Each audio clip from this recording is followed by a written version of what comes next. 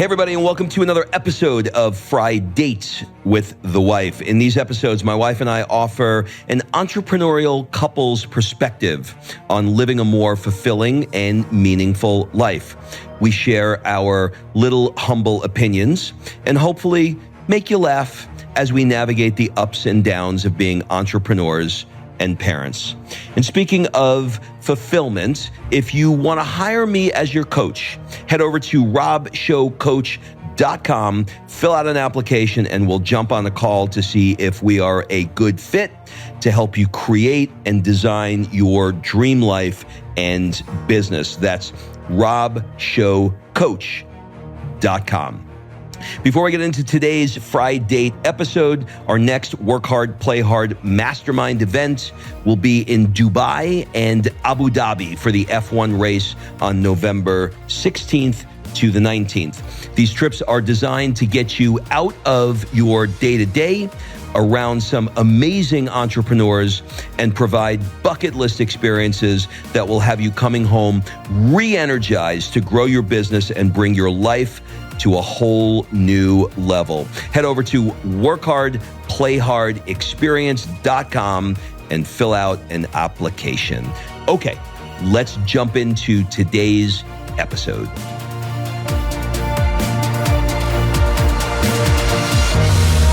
Kimberly Solier, Murgatroyd, how are you? Oh my God, Robert Victor Anthony.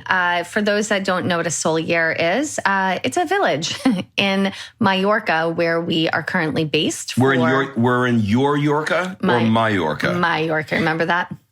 We have a 24-year-old who one day we came home and we said... Okay, she was 5 at the time. Okay, she was 5 at the time, she's not 24. And she said, did you go to Urami? And I said, Urami? Because she was talking about Miami. So somehow my and your got conflated. Miami and your Amy. So that it's was Mallorca. That was a dad joke, but I did think of Orca, the movie. Remember the movie Orca with the big fish? Yeah. Okay. But that's not why we came here today. We came here today to talk about the idea of doing it all over again. So let me explain what I mean by that. For those of you listening, probably longtime listeners know I was a chiropractor for 25 years. If you're new, welcome to this episode. I was a chiropractor for 25 years. Story didn't change there. Story didn't change. But what did change was today we had an interesting conversation, my wife and I, around... if you had to do it again, what would it look like, right? So in life, everything is, hindsight is 20/20. When you do something as I did for that many years, you learn a thing or two about what you don't want, and you get real clear about what you do want. So if I were, Kim asked me a question sort of loosely based around if you were to do it again, how would you do it? And just to give you context for this, it's very easy for somebody listening to say, oh, you were a chiropractor, you made a bunch of money, and then you decided to leave and you sold the clinic. And you sold your clinic and you make millions of dollars. That's not true. We definitely did well as having the office for sure. And we sold the clinic and we got a 3-year payout. So we had money for a 3-year period. But it wasn't, by the way. And it wasn't crazy money. No. It was like enough. It was a starting teacher salary per year for 3 years. But I'm not discounting any of it. It definitely had value, but it wasn't value. We did not cash out for $400 million at all. Not even a fraction of that. No.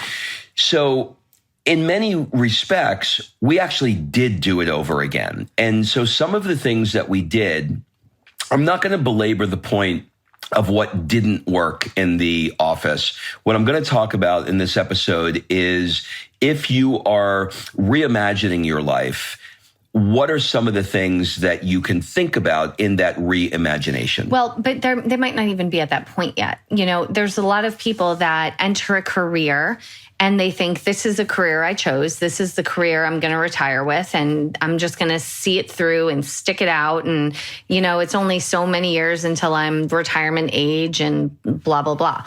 And I think that somehow we get locked into this, well, I'm this far in now, and you could have easily went down that road and said, you know what, I'm this far into chiropractic. You were 51 when we sold the clinic. You could have easily said, I've gotten this far. I might as well just do another 15 years and then I'll be retirement age or whatever. Ride the baby into the sunset. Right. And you didn't. You actually did the hard thing and you cut ties with the clinic, you burned the boats, and you started over at 51 years old with a brand new business. And it gave you an opportunity to do it over again. And the reason we are talking about this today is because if you back it up, Rob, to when you were in your 20s and you decided to go and become a chiropractor. And if you're listening, I want you to back it up to when you decided whatever career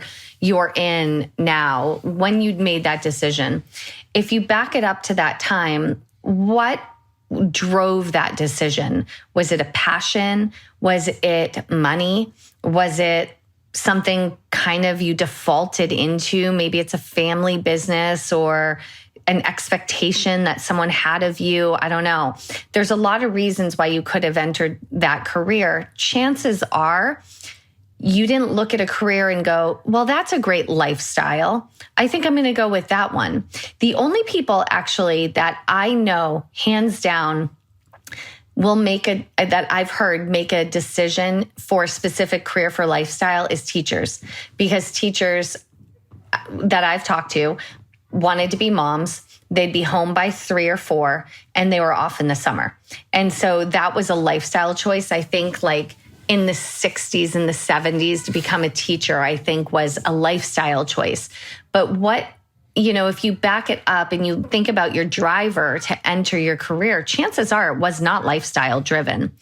And I think that's a mistake. I think that's a big mistake because you spend the rest of the time in the career wishing you were somewhere else or wishing you had more time off. And it wasn't, maybe you work for someone and don't own your own business and you get 1 or 2 weeks off a year, and you're wishing for more and you're trying to figure out how to get out of it. I think that what you did, Rob, was admirable, or what we did, I should say, which is quitting the game at the halfway point and saying, I'm going to start this baby over. And this time I'm going to do it around my lifestyle instead of working my lifestyle around my business.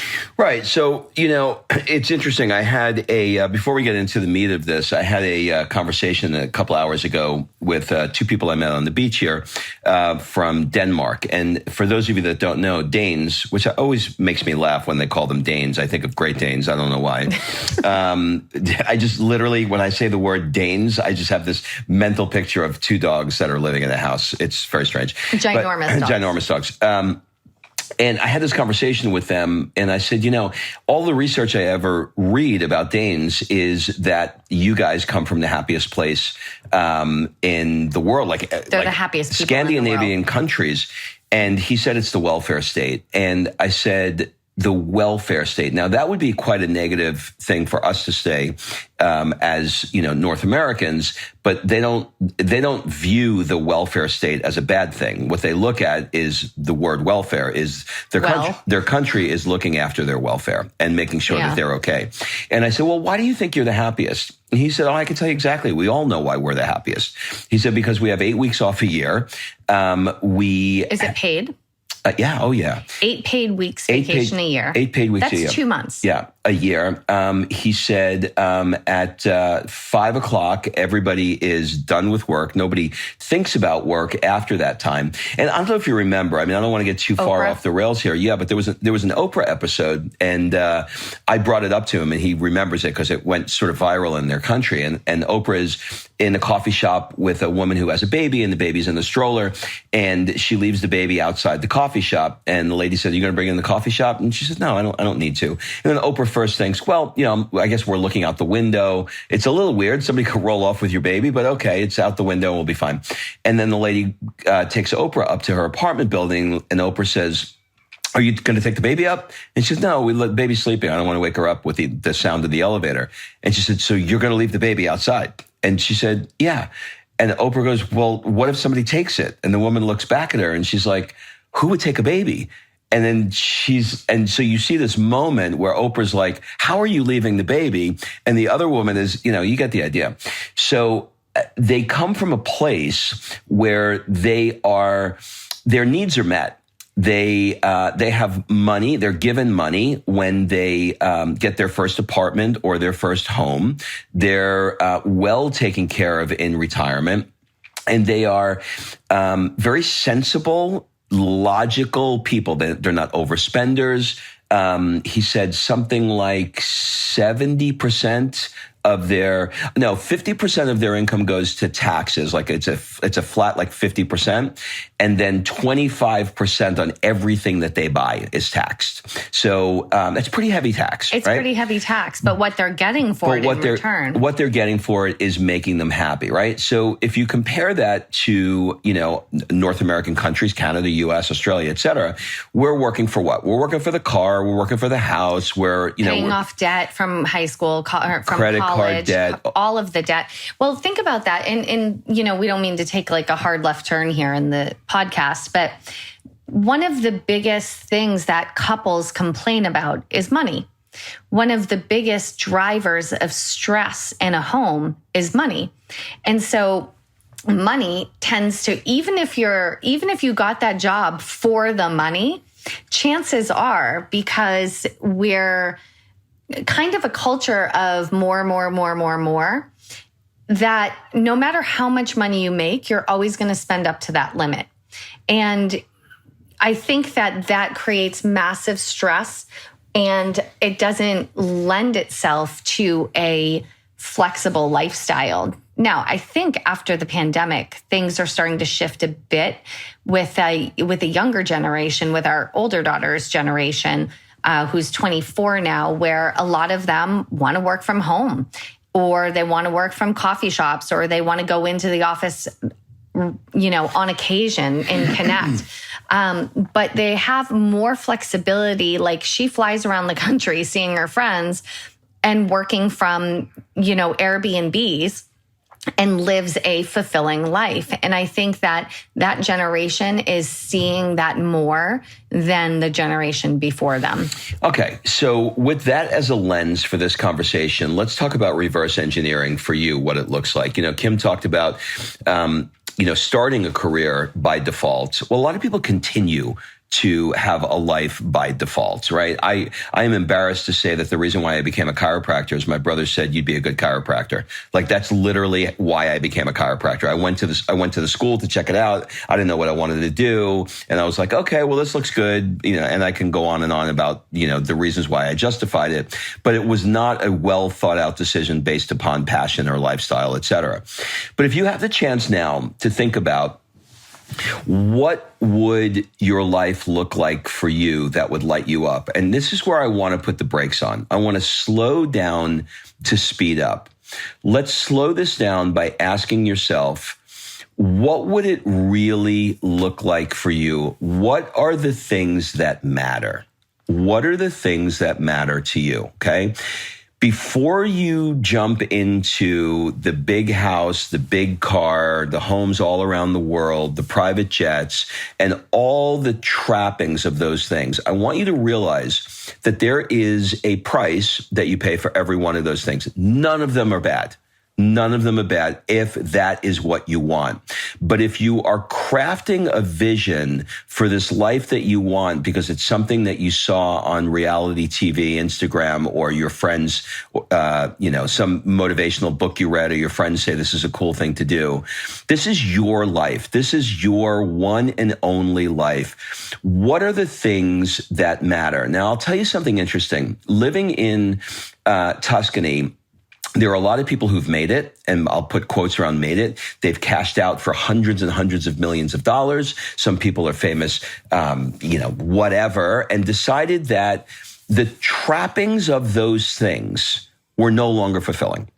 And they wanted to move to a place that felt where they could live a life where their soul felt alive. It was a place that, had gelato and pasta and architecture. And I'm using Florence as an example because that's our life. and they reimagined it. And all of those things, the millions and millions that they have in the bank is wonderful to them. But the actual day-to-day of what they're living now has meaning. And what I want you to think about is, what does that meaning look like for you? If you were truly doing the things that you wanted to do, what would you be doing? Like, what would you be doing? And look at all of that and figure out what that dream is. Would you really have the $1 million house? If you would, good idea. It's a great idea. Do it. Would you really be living in the US or Canada or Australia or wherever? Or would you be living on an island, off the coast of, Bora Bora? What is the thing for you that that when you're around that thing, man, you come alive. You feel good when you're in that thing. Whether you believe you can have it, whether you have figured out how to make the money around it, none of that matters. That's not what this exercise is. The exercise is you dreaming and thinking about what that looks like. So I'll take a pause there. So here's the other part of it, though. There's a lot of people that will want to escape the 9-to-5 and become a solopreneur, build a business, do something on their own, and they trade one set of handcuffs for another.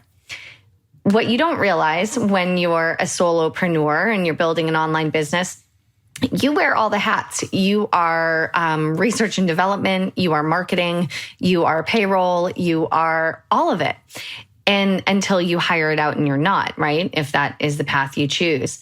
And so often you'll see, memes and people making TikToks about, I went into business for myself to have freedom and, I quit the 9-to-5 to work 24/7. And there's truth in that.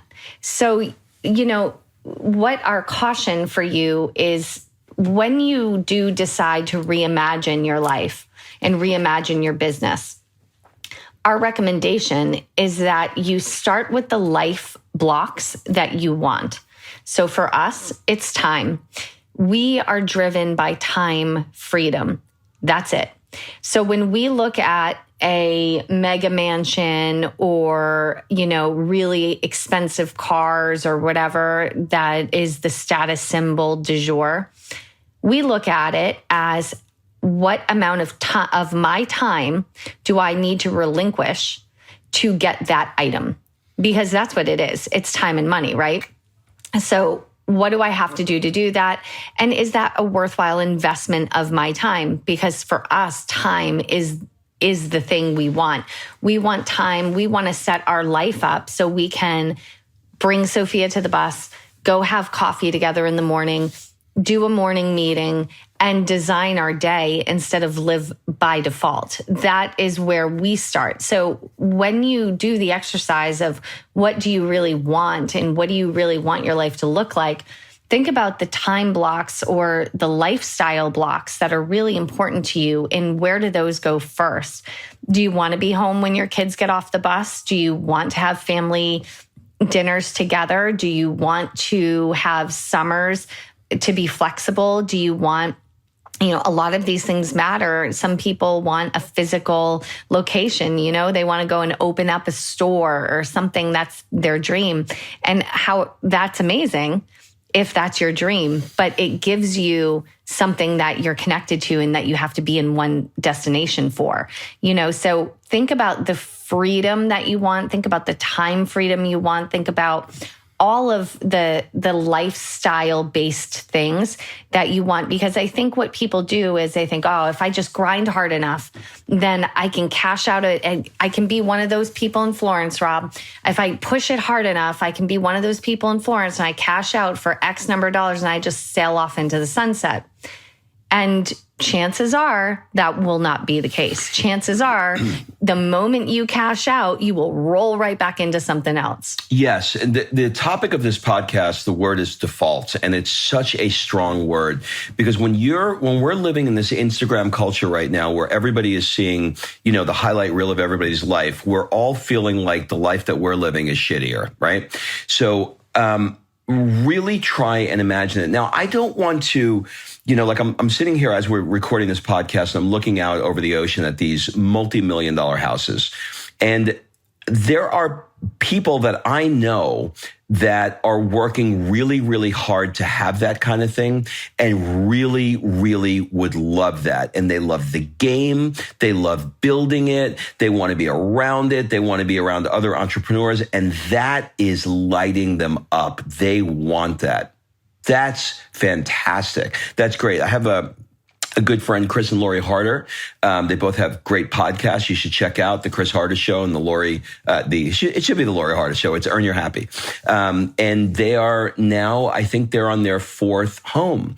And they love the idea of bouncing around from location to location in areas that have meaning to them. They're on their way, ironically, today to their home in the Midwest, and their vision for that home is to have family memories where they're all on the lake in the summer and they're taking all their family and friends who couldn't afford to have something like that and create memories where they can all share it. They have another home that's in Southern California that is around the water that they love being around and walking down the beach. So these are, I'm giving you different examples. I'm not saying that one is better than the other. In my particular case, I like the fact that Chris and Lori have 4 houses because I'm going to visit them in all 4 houses, okay? I want you to buy a boat because I'm going to go on your boat. It is not my path. It's not what I want because I want to do something different. But we will be happy to host them in Florence. Well, for example, to continue on Chris and Lori,